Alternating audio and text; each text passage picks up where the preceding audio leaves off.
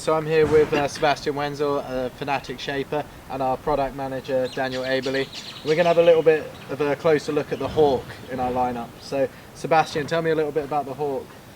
Yeah, the Hawk is a complete new shape. We had the previous shape in the range for quite some time, which was a very performance-oriented free race board, basically.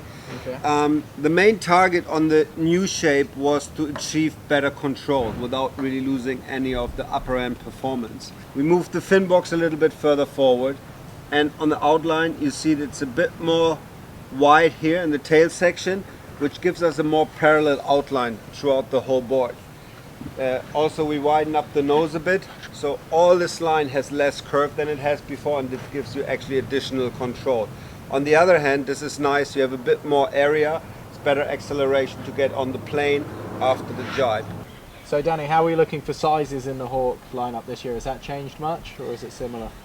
We kind of changed the whole concept of the Hawk range. We sized down to 3 sizes now. There's a 99, a 113 and a 124. They all got a bit wider, they all got a bit shorter and have a much bigger range of use. So I think the whole new Hawk is kind of a new area of this concept and shape as well. Along with what Dani said, with being a bit wider and shorter, we have also changed the bottom shape, the rocker line, which we've been using for quite some time. It's been a very good line that we found over the years, but it needed a little bit of upgrade, and that's actually more in the front section of the board. The tip of the nose pretty much is the same, but in between here and here we sort of lifted the curve a little bit, and makes the board nice and free, especially being a little bit wider. That's pretty nice. And then you have a double concave entry here running into V, you can see that nicely, and then the double concave fades out in the center. We have actually realized if you keep the double concave too far back, the boards tend to feel sucky and don't go really lively, so that's why the double concave sort of ends here, going into a flat panel V off the tail here with a nice release. You can see also this rocker actually doesn't feature a lot of tail release, a little bit, but not much, not as much as we have on the slalom boards. That's mainly due for if you want to get, as we call it, passive planing, you know. If you have a bit more power under your back foot to get going without pumping, that's easier. On a slalom board the guys are more active and you can afford to be less planing active.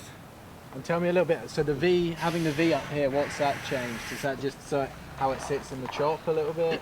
Well, it cuts through the chop nicely, and the double concave helps that as well, so that's very nice. If you would go flat, the board would be really bouncy through the chop, but with that double concave V, it's really smooth. But as we moved the whole trim forward of the board, which before we had a lower rocker line with the straps and everything further back, so you were pushing the tail a bit more to get it free. As now we moved everything further forward to kind of get your body a bit more to the center and get more control. We had to lift the rocker and the V up so it's not touching.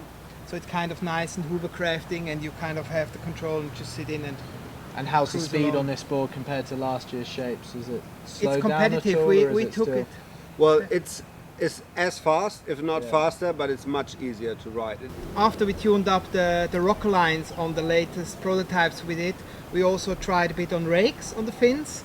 So that's how we kind of created that newer outline, which is a bit more straight and then just kind of curving up in the tail. So you get nice and power lift at the bottom with kind of a nice flexy tip.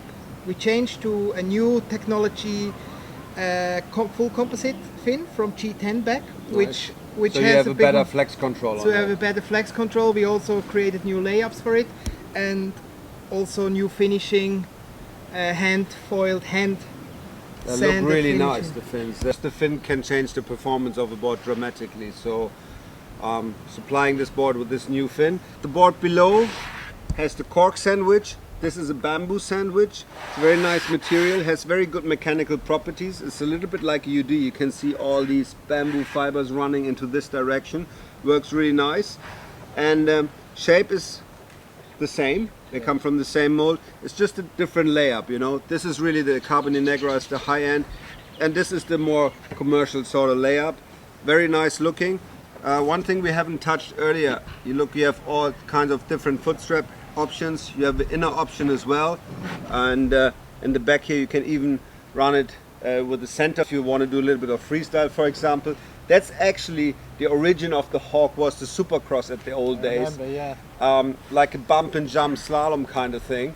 And that's why we still build in a lot of maneuverability into these boards. They're not just fast free riders, no, they have a lot of maneuverability built in. So that's why you have a single center strap option there as well as the more inner foot strap options. So I here. guess it could work great as like a bump and jump board still for a bigger guy. It could, and if you use a smaller one of these, you get along maybe making your first freestyle moves or carving 360s, stuff Yeah. like that.